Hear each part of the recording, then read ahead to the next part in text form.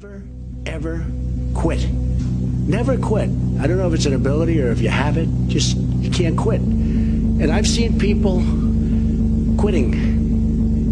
And if they would have held out longer, they would have been successful. I've seen it so much. I've seen some of the most brilliant people in the world that never made it because they were quitters. They were just quitters. They would quit. They just couldn't take it. They couldn't whatever. One of the things about loving what you do is that it's not work, and therefore you don't quit automatically. It's a lot easier not to quit. But you can never give up. Now, you have to also have flexibility, though. You can't necessarily say, I'm never giving up, and you got to be able to weave and bob. You don't have to go through a concrete wall when you can go over it or around it or under it or something. You have to have flexibility. You have to always be able to change course a little bit, maybe always with that same goal, but don't quit. That is the guy that they so desperately want us to hate. And I think it is backfiring tremendously. Because they have grown so desperate that they are willing to say anything about this man, including recently, Democrats were claiming that Trump was broke because he didn't have $500 million in cash.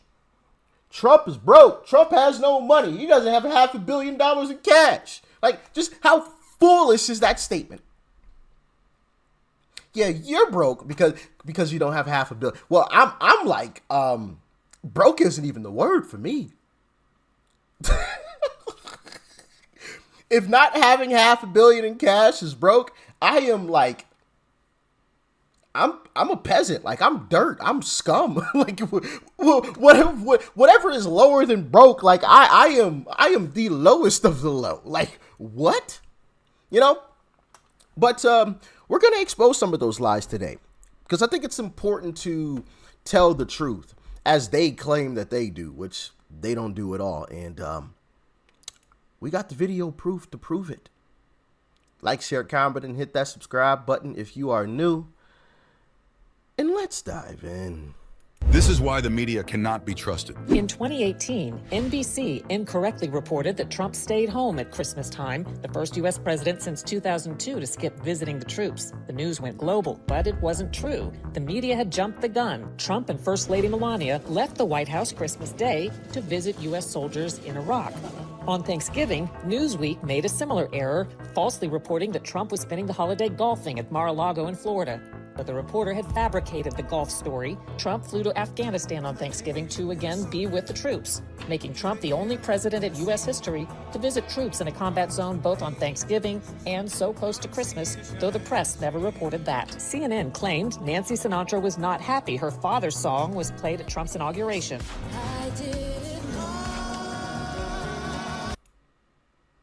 I'm going to mute that. That's not true. I never said that. Why do you lie, CNN? Time falsely claimed Trump removed the bust statue of Martin Luther King from the Oval Office. TMZ reported Trump changed Black History Month to African American History Month, but Presidents Obama, Bush, and Clinton had all called it African American History Month. Isn't it incredible how this works? But, you know, that's also the great thing about the internet and, you know, having video footage. It lives on forever, right? So even when they do lie, we've got the video proof. Now, we are fighting a big battle here, you know, because folks like me are going up against or trying to compete with, you know, in terms of eyeballs against mega corporations that have millions of dollars backing them and are on, you know, regular television, okay, that people watch on a daily basis. So it is a little hard to compete with that, but I do think we are winning because of the sheer number of folks that are like me that, you know, are truth tellers and try to dispel the lies that mainstream media tries to push out. I think there's so many of us that it's hard for them to actually compete with us. Now, individually, it's hard for us to compete with them, but together, we actually do compete with mainstream media quite well. And also, people are just waking up and realizing how much mainstream media actually lies. I mean, we're not even halfway through this video yet. And how many times have they lied so far? You know what I'm saying? So let's continue. BBC, The Guardian, and others reported that Trump wasn't bothering to listen to a speech by Italy's prime minister since he wasn't wearing translation headphones. Turns out he was wearing a translation earpiece. Newsweek and others reported Poland's first lady refused to shake Trump's hand, but later had to admit she did.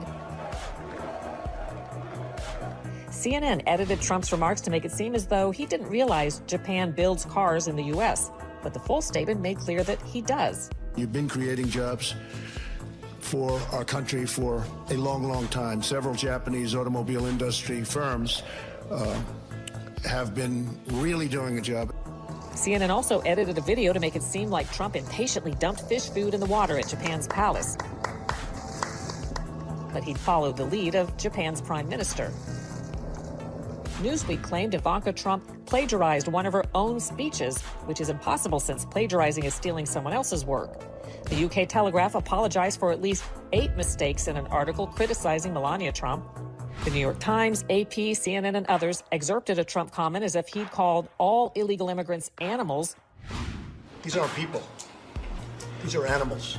Later corrections noted he'd been referring to members of the murderous MS-13 criminal gang.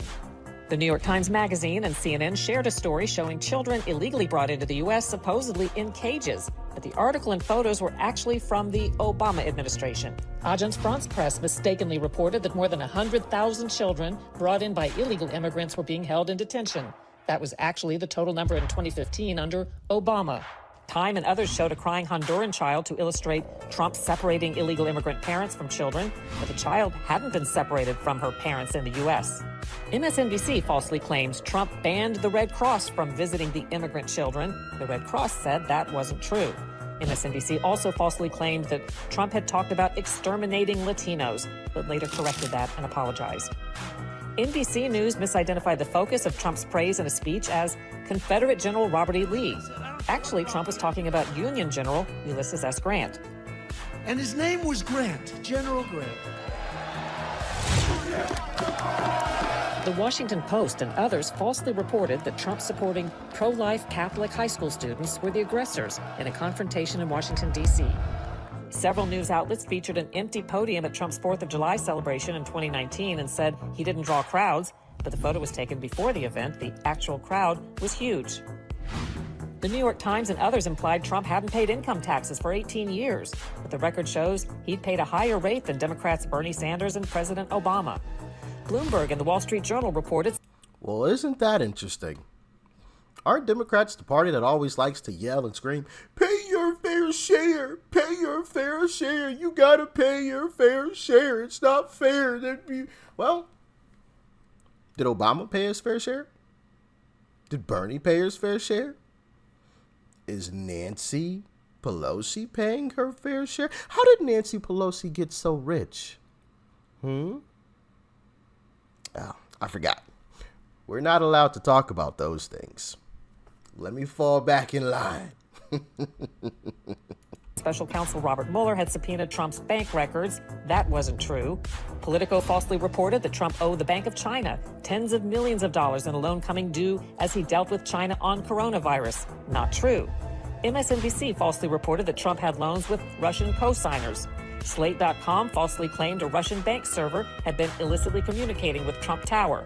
And the New York Times, CNN, MSNBC, and many others falsely reported that the Hunter Biden laptop scandal story was unsubstantiated or Russian disinformation. The New York Times reported that Trump seized on hydroxychloroquine.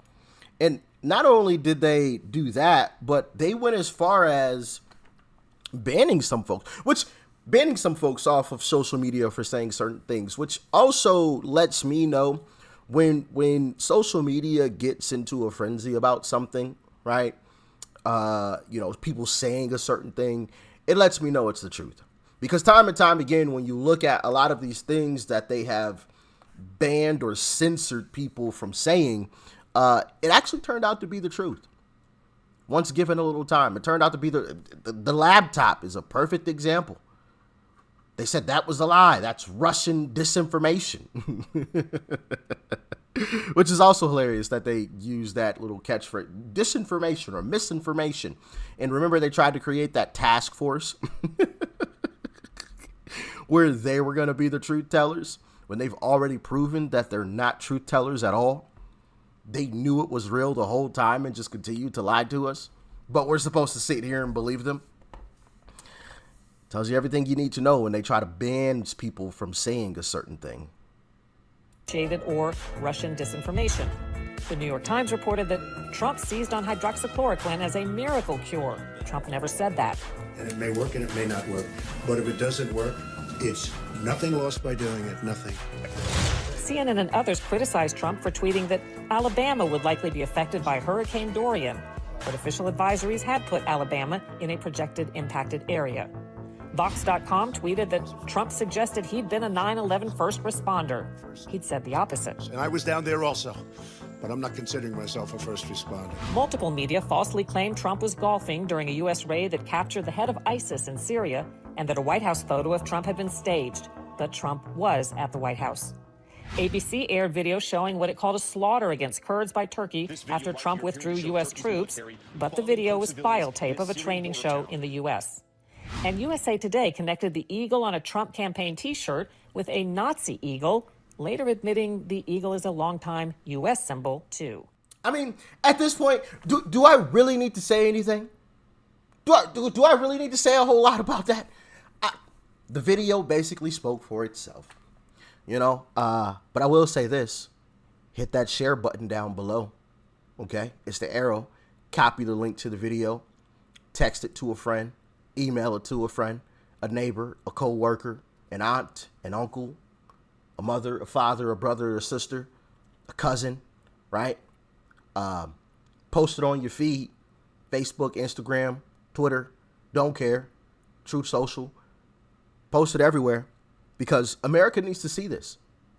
Blatant lies. Blatant.